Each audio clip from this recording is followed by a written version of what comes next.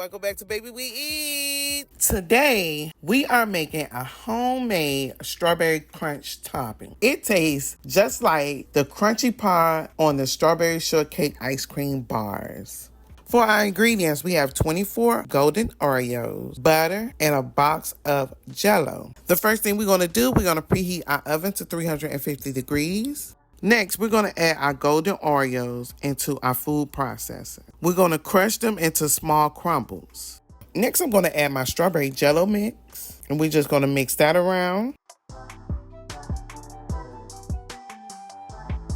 And next, we're going to add in our butter. And you want to make sure that you get your butter all over your crumble mix.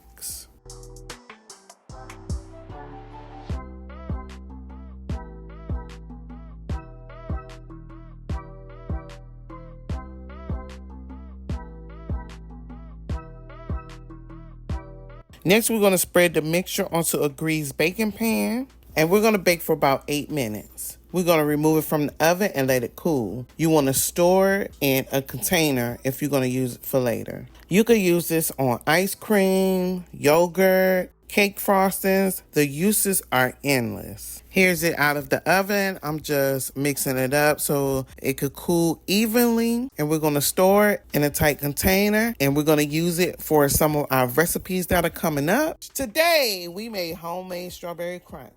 If you like this video, you want to see more like this, don't forget to like, comment, and subscribe. And thank you for watching Baby We Eats.